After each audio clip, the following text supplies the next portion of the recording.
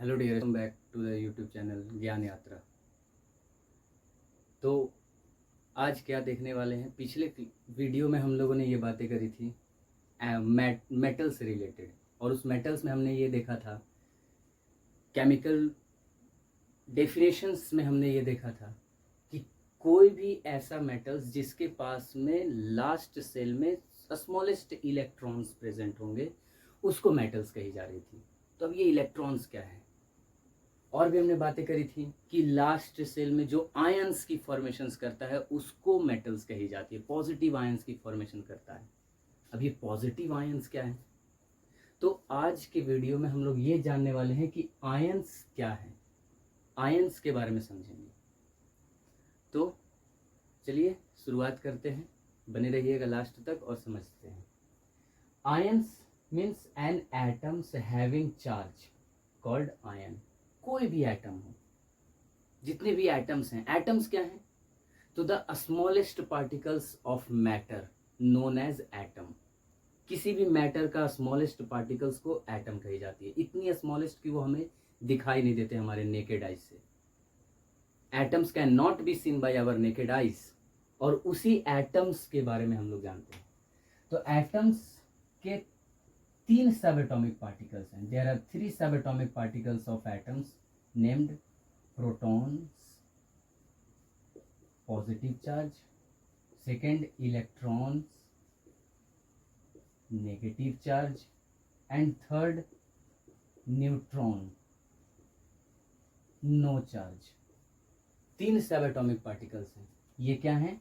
ये है सब एटॉमिक पार्टिकल्स, मीन्स एटम्स के अंदर पाए जाने वाला पार्टिकल्स, इसको हम लोग सब एटॉमिक पार्टिकल्स बोलेंगे। एटम्स के अंदर में भी ये 3 सब एटॉमिक पार्टिकल्स पाए जाते हैं। प्रोटॉन्स जिसके पॉजिटिव चार्ज हैं, इलेक्ट्रॉन्स जिसके पास नेगेटिव चार्ज है, और न्यूट्रॉन्स जिसके पास कुछ चार्ज नहीं होता, कोई भी चार्ज नहीं होता, नाइदर पॉजिटिव नॉर नेगेटिव। अब जितने भी एटम्स हैं उन सभी में ये पाए जाते हैं। ये तीनों जो हैं, 2 चार्जेस और एक नो चार्जेस वाला सब एटॉमिक पार्टिकल्स पाए जाते हैं। कितना पाया जाता है, तो किसी भी एटम में जितने आपके प्रोटॉन्स होते हैं, the number of protons is equals to the number of electrons. किसी भी एटम के अंदर प्रोटॉन्स की संख्या और इलेक्ट्रॉन्स की संख्या बराबर होती है। And the charges of the protons, charges are also equal. Charges भी इक्वल होते हैं, दोनों के चार्जेस भी इक्वल होते हैं। सेकेंड पॉइंट हमने देखा, charges also equal means protons और इलेक्ट्रॉन्स की नंबरिंग तो इक्वल होती ही है, लेकिन इनके चार्जेस भी बराबर होते हैं। तो इसका मतलब क्या हुआ कि जितने भी एटम्स हैं हमारे चारों तरफ मैटर्स के साथ, मैटर्स में मिले हुए, वो सभी के सभी एटम्स न्यूट्रल हैं, इनिशियली न्यूट्रल हैं। लेकिन बाद में कभी कभी ऐसा कंडीशंस आता है जो कुछ एटम्स इलेक्ट्रॉन्स को लूज कर जाते हैं, कुछ एटम्स इलेक्ट्रॉन्स को गेन कर जाते हैं। अब यही लूजिंग नेचर और गेनिंग नेचर ऑफ एटम्स को ही आयंस कही जाती है। ठीक है, तो देखते हैं। जैसे मैं अगर यहाँ कोई एक एटॉमिक स्ट्रक्चर ड्रॉ करूं, तो बीच में पाया जाता है न्यूक्लियस, और न्यूक्लियस में प्रेजेंट होता है प्रोटॉन प्लस न्यूट्रॉन। ये है आपका एटम्स के न्यूक्लियस, और इनके चारों तरफ एनर्जी सेल है। इस एनर्जी सेल में पाया जाता है इलेक्ट्रॉन्स। ये एनर्जी सेल में इलेक्ट्रॉन्स हैं।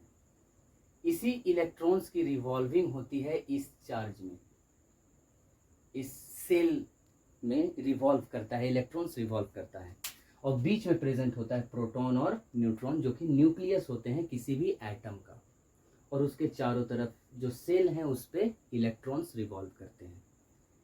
जब भी ट्रांसफर होना होगा किसी भी एटम से, किसी भी चार्ज को ट्रांसफर होना होगा, तो वो इलेक्ट्रॉन्स ट्रांसफर करता है।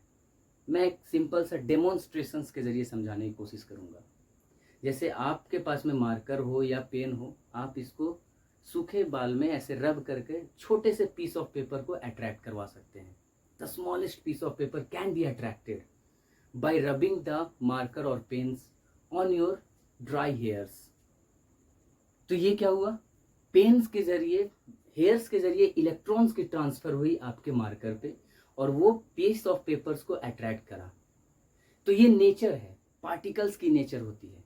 पार्टिकल्स की नेचर क्या होती है कि हमेशा अपोजिट चार्ज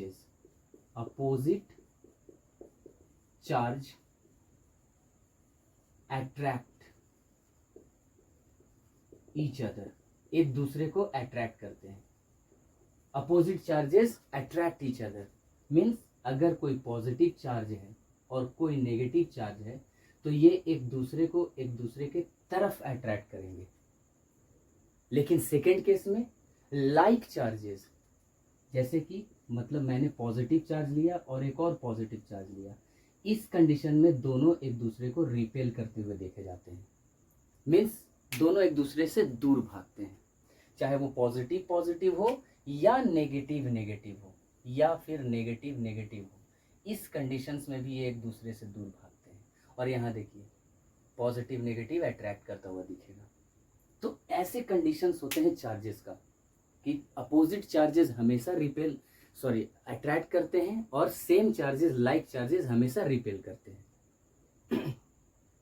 अब हमारे पास दो कंडीशंस आता है आयंस के फॉर्मेशंस का। एटम्स कभी कभी इलेक्ट्रॉन्स को लूज करता है, कभी कभी इलेक्ट्रॉन्स को गेन करता है। तो जब एटम्स, इसका स्क्रीनशॉट ले लें, इसके बाद मैं आगे बढ़ूं। चलिए, जब एटम्स, मान लीजिए मैंने एक एटम X लिया है, ये हमारा एक X एटम है। अब ये X एटम के पास में टेंडेंसी होती है इलेक्ट्रॉन को लूज करने का। तो जैसे ही ये X एटम एक इलेक्ट्रॉन को लूज करेगा तो इसके पास में एक पॉजिटिव चार्ज आ जाते हैं। एटम्स जितने इलेक्ट्रॉन्स को लूज करता है उतना ही पॉजिटिव चार्ज आएगा। अगर एटम 2 इलेक्ट्रॉन को लूज करता है तो यहाँ 2 पॉजिटिव चार्ज आएंगे, मीन्स 2+ लिखा जाएगा। जैसे मैं यहाँ अगर बात करूँ 2 इलेक्ट्रॉन्स रिलीज करने का तो यहाँ 2+ हो जाता है। और यही इसकी कंबाइनिंग कैपेसिटी होती है, वैलेंसी, जो दूसरे के साथ कंबाइन करता है। एक एग्जांपल के तौर पे समझेंगे।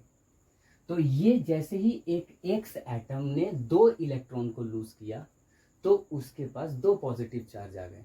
तो इसीलिए इसको हम लोग बोलेंगे पॉजिटिव, ये आयंस बनाया है, इसीलिए इसको हम लोग कहेंगे positive ions.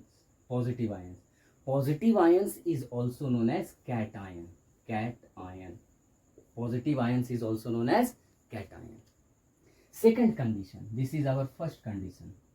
In our second condition, if X atom, this X is again atom, X atom के पास में टेंडेंसी है 2 इलेक्ट्रॉन को गेन करने का, 2, 3 या 1 इलेक्ट्रॉन को गेन करने की टेंडेंसी है।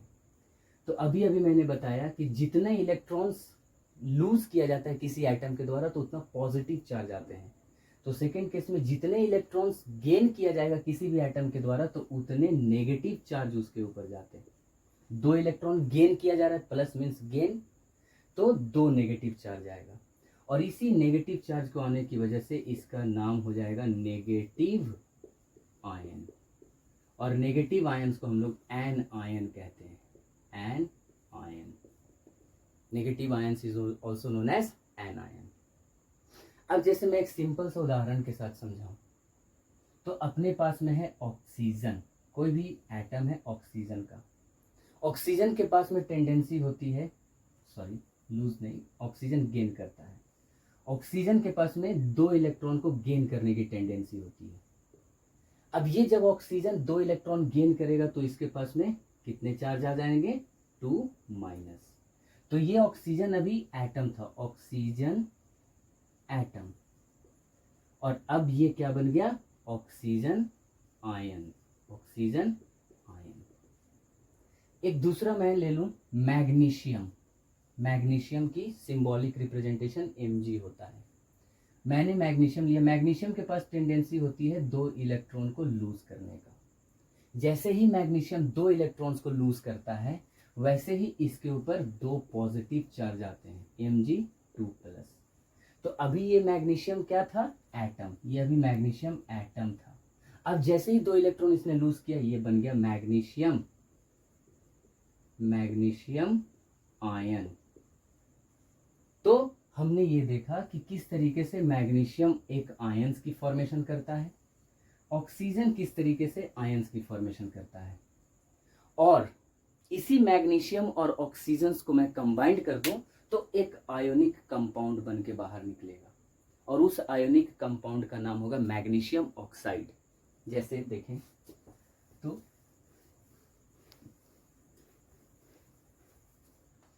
मैंने यहाँ लिया मैग्नीशियम, अभी अभी मैग्नीशियम आयन बनाया था जो कि 2 पॉजिटिव चार्ज था, और ऑक्सीजन आयंस बनाया था जिसके पास 2 नेगेटिव चार्ज था। जैसे ही ये 2 पॉजिटिव और 2 नेगेटिव चार्ज वाले एक दूसरे से कंबाइंड होंगे तो एक नया कंपाउंड बन के निकलता है जिसको बोलेंगे MgO। इसको बोला जाएगा magnesium oxide, magnesium oxide. Second example मैं लूं सोडियम।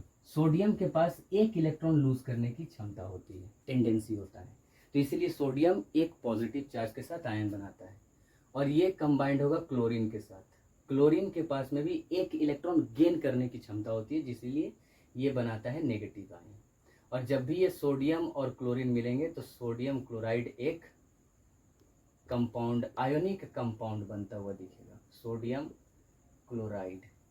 और ये सोडियम क्लोराइड है कुछ नहीं, कॉमन साल्ट है जो हम अपने घरों में इस्तेमाल करते हैं खाने के लिए, नमक।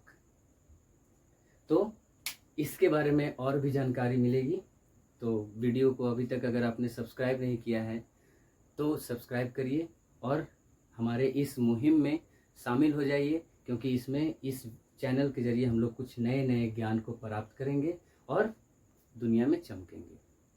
धन्यवाद।